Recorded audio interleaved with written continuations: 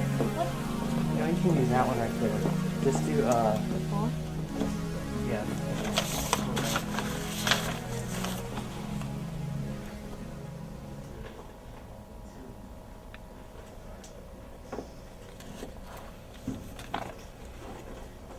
Just like he's voting predetermined patterns.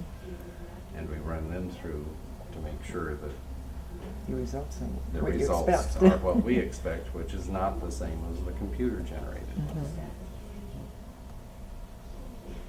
But You're talking about the Inca vote system? yeah, Okay. Are you testing that today too then, or is no. that a different day? Well, those results are just primarily on paper and available in Mr. Petrocello's office on the 7th floor the second week before the election. In other words, I don't remember what the logic dates and are. actually testing of the Inca vote system is not something that the public attends then, or? No, we run it and make our predetermined balance totals, and then those sheets are available. We sign them, and they're available for observers to come sign.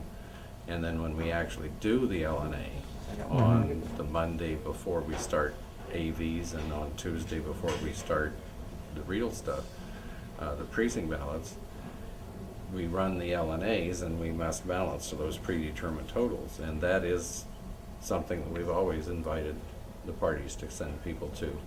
We just haven't had anybody come for over 10 years. And that's why we only use a dozen or so early voting sites, is because all of those early voting sites are tied into our computer on the 6th floor with the database for all the voters. And as your application for voting is processed and you generate the card, it flags you on the database as having voted. So if you were to go to another early voting site or even come back to the same one an hour later, they'd tell you, I'm sorry, you've already voted. So the early voting sites are connected to headquarters here then, right? Yes. What's the method of connection to headquarters? It's over the county-wide area network. Is that the internet then, or? No, it's the county's wide area network. Pardon? It's a voter lookup, it's the voter file. It's not Right. transmitting votes. No, but what is that? What kind of method is used to a wide communicate area- between the early voting and headquarters A here? wide area network. Which is what? There's nothing. Is that a telephone system? I mean, what It's important to technology? make the distinction. There's nothing used to communicate vote totals. No. I'm just curious about Only the data as far as the voter file. right. But what method is used to communicate between the early voting stations and headquarters? What's the technology used? I don't know. Don't know. Probably. Okay. I know we set up a T1 line at each site and Nobody else access to that. It's like any office building has a network. That's hard wires within the building that are connecting each terminal to Oh, so this is still. the computer so it can work. Oh, yeah, well, because we didn't vote on the. And the wide area network is going Oh, out I see. Oh, that over makes other lines in the sense. Not in county that district, yeah. and So connecting back if to I'm here. not in that district, it's not. I think what it the won't question give me was, that. what other lines are you using? No, the early voting stations are connected to headquarters.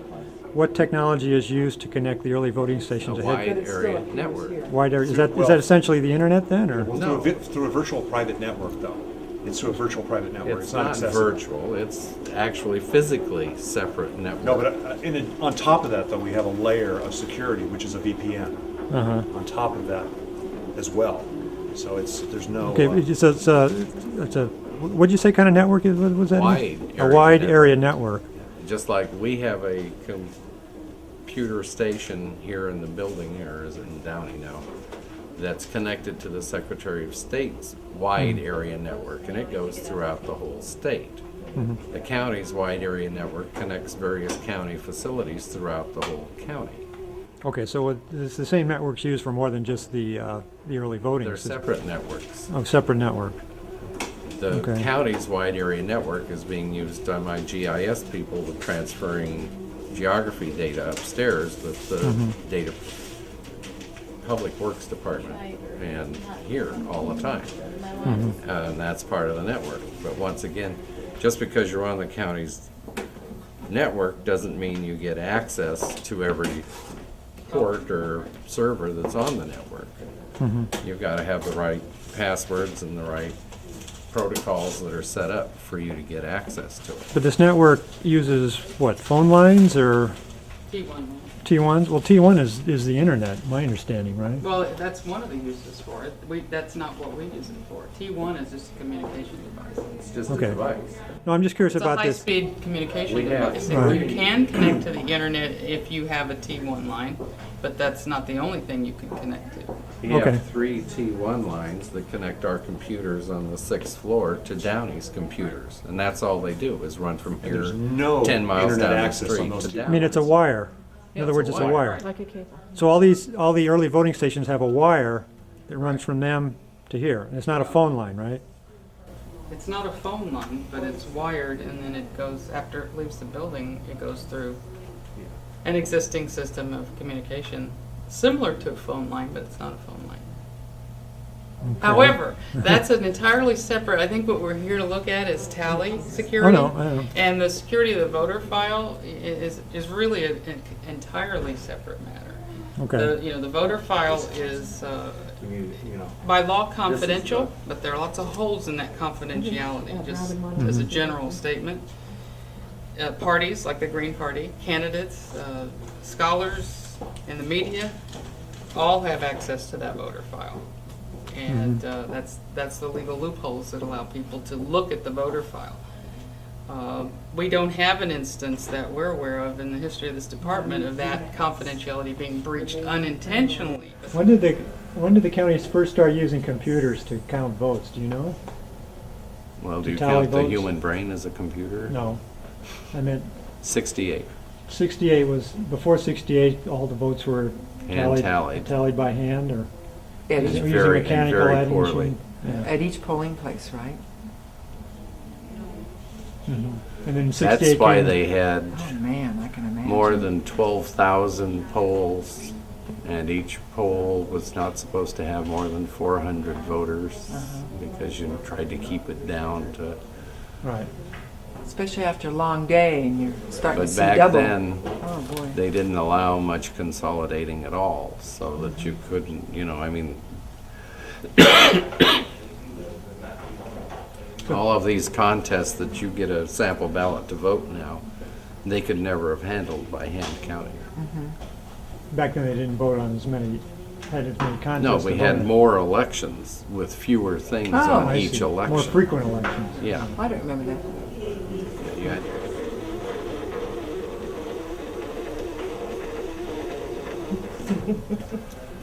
Well, if no one else votes, she could win. We, It has to be a qualified write-in. I know, I know. our Our Diebold, I'm aware, but I don't know of any qualified write-in, so. our Diebold representative Yes, just got off a conference call with the other representatives for other counties throughout the state. And he asked the question, he says, well, what do the observers do in their counties? And they all came back and said, well, we've always sent out notices, but nobody's ever showed up. So you're the first 3 who have apparently ever shown up for something that is supposedly so controversial and I know. horrible. I thought there'd be mobs of people here. It's kind of it wasn't a lot of advance notice. It was like less than a week, but, you know what I mean? Well, it's hard to know when all the proofing of the data gets done. Uh-huh. The English, is used to start with, but then when you load each language, we have to have somebody come in and at least spot check different ballot groups in each language to make sure that it's right. and to sit down and listen to all the recording and make sure it's right. Yeah. And, you know, all we could really tell people ahead of time is that it will occur somewhere within this 10-day block of time. But we do know we need to get them out before next Monday. Although in a couple of elections, we haven't even made that deadline. It's been like Tuesday or Wednesday before we finally got everything approved so that we could even put them out. But you guys should feel special because we were actually scheduled to do this last Friday, Yeah. but because we got interest from your party that you wanted to come and observe, we actually We delayed it. scheduled it. We delayed it to today so you Oh. can observe Yeah, thanks. because we actually had it scheduled for Friday. Uh-huh. But that would have only given maybe 2 days' notice to you. That wouldn't have Yeah. been fair. The letters wouldn't have arrived. And we would have had to attempt to contact you other than by mail, so Yeah. that's why we postponed it. Mhm. Because it was so unusual to get observers. Yeah, and Ann can invite you, but I just can tell Ann when things are going to happen. It's part of the division of power around here. Yeah.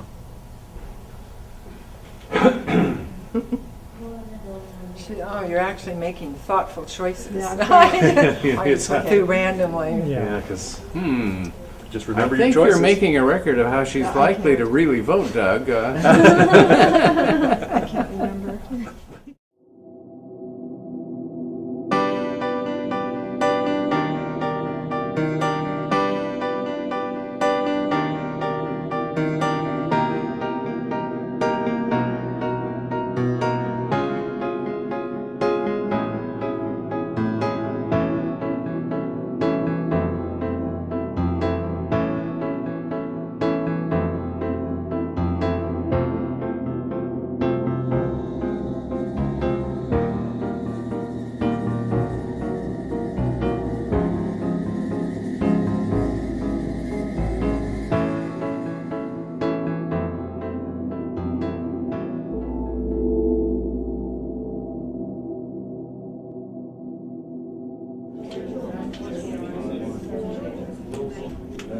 So one person counts and two people take notes, or One person calls and two people tally. two people are tallying, so you got two separate tallies. Yes. Who compares it to the computer tally?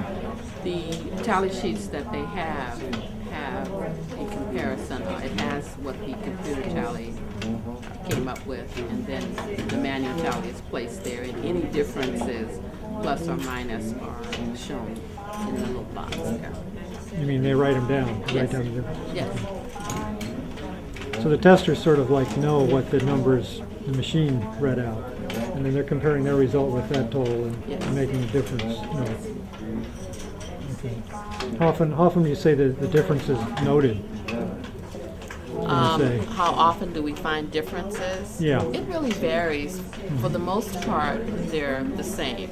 Most It part? varies one or two. Sometimes it just varies with the different contests. Or if the computer did not pick up a mark because it was too faint, then when they're looking at it, of course, we determine that that mark is a vote.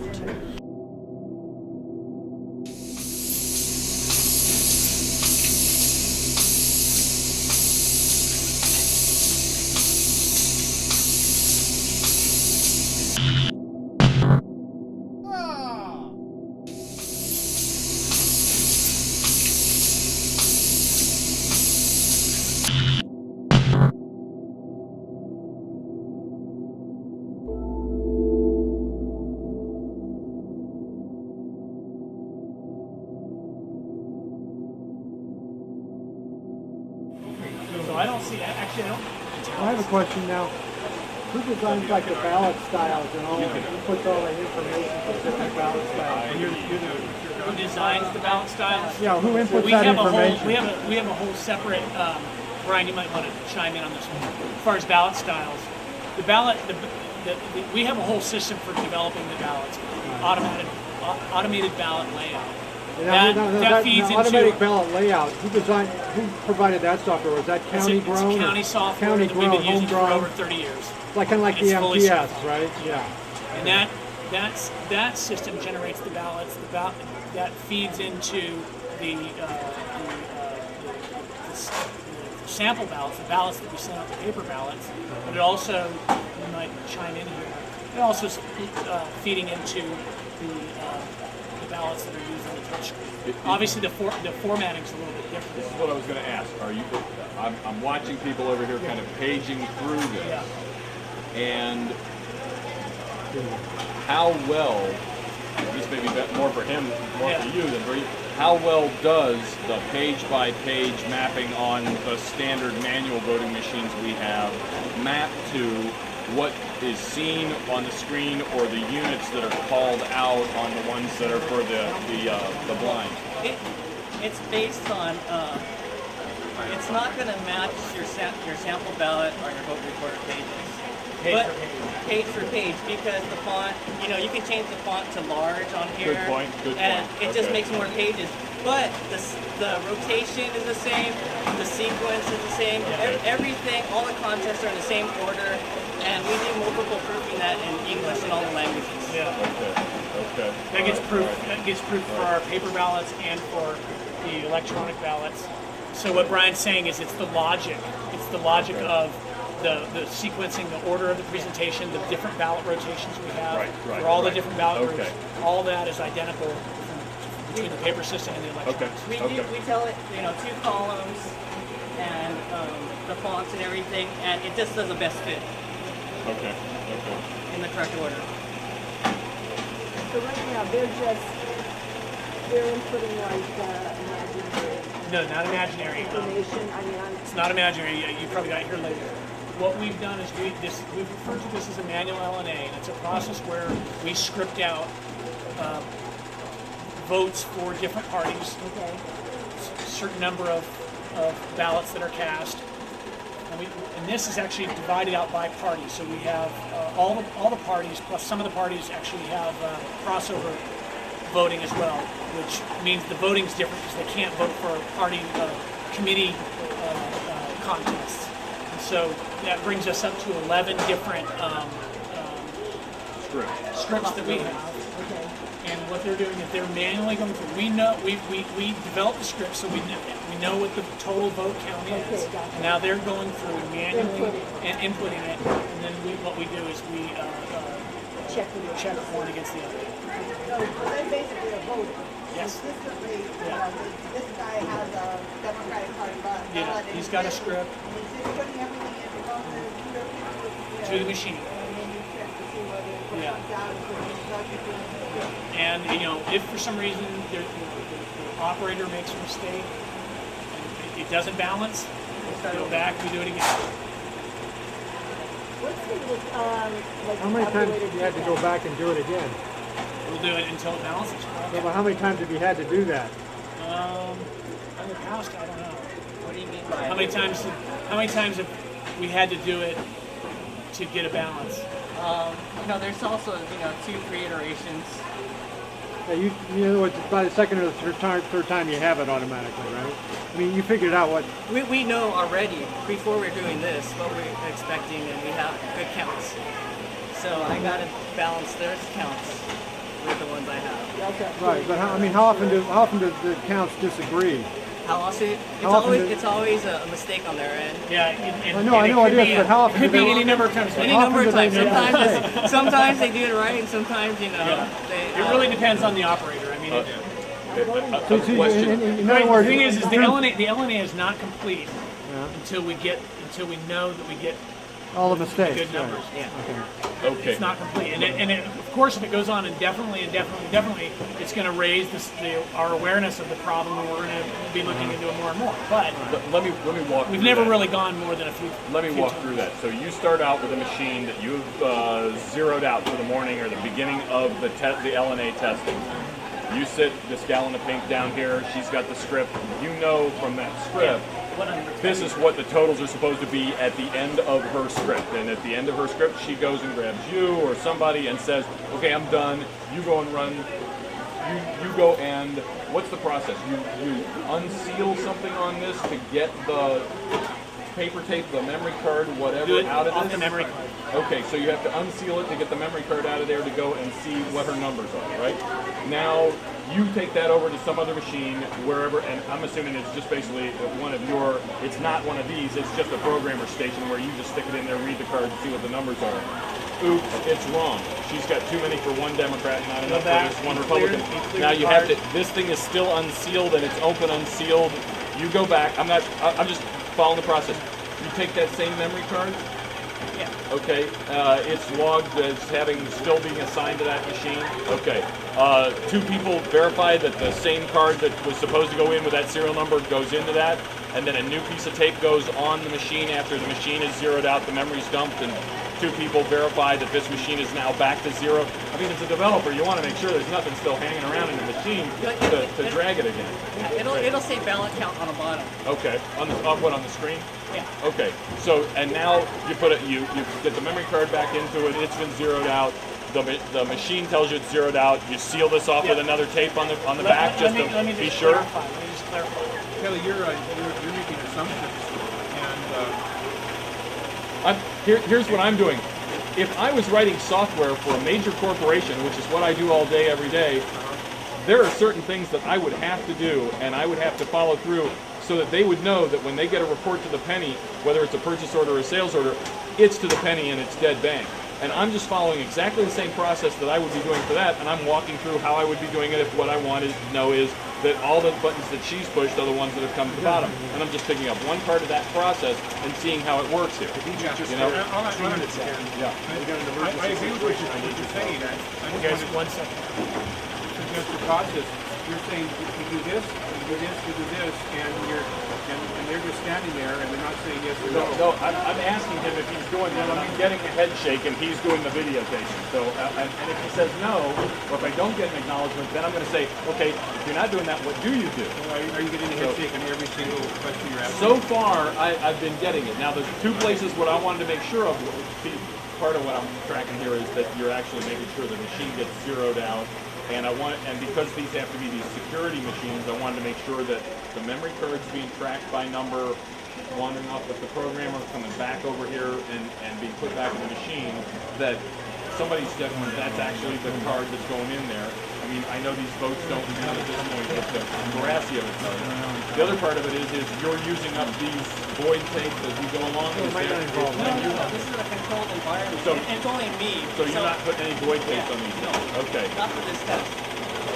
Okay. Yeah, there's really no need to because they're really doing the test internally to convince themselves that it works. I understand that. In the field, we use all the tapes. That's what you're talking about. All the serial numbers. That's used for election. I understand that. I'm just, no offense, I think you're missing an opportunity here to train people on how to deal with those tapes by having, the people who are supposed to be doing that kind of stuff, or at least teaching people how to do that, dealing with that on a regular basis up here. Just a comment. Guys, Yeah. I have Okay. some instructions. We have to stop this right now. Okay. They want to see credentials from the political parties before we continue. So, you guys have any credentials with you? No, I just found out I was going to be doing this the day before yesterday. You can call Eric Bauman over at LA County. I don't have anything with me. I'm a member. I kind of organized the effort to bring some Green Party people here. I don't have any Are you a Green Party member? Oh, yeah. Do you have credentials with you? What's the defined as credentials? Found What would you accept as credentials? a membership card. Yeah, I got that out in the car. But in the meantime, Yeah. I was just found out from our executive management upstairs that cameras got to go behind the glass. Okay, so. Well, that's not going to help because unless you go behind the glass too, because we need to. Well, no, I can go behind it if you like, but I can't continue with this until I see credentials from the party. Okay. Wait. There's some concern that people Green Party membership's based on voter registration. I've been registered since '92. Yeah. And you would think they could look that up here. So can you contact the registrar of voters to check my voter registration because that can be. But I've also heard that people. You guys all LA? Yeah. I've also heard that people registering in changing registration, including parties, are getting their registrations dumped So it may not work. You guys, apparently in a recent round, you guys did a lot of tightening up on matching, and you had like 93,000 people suddenly drop off from December to March. The guy that does the data for my club spotted that. From what I understand from the president of my club, who's just gone through the latest numbers, this has dropped down to under 1,000. The mismatch that fell out from December to March. They loosened up their matching again, and so that's a lot better. I think that's what you're talking about. So that's not as big a concern as it was a month ago. We just want to know what members of each particular party, or you want credentials beyond that? I just need to have some validation. Yeah.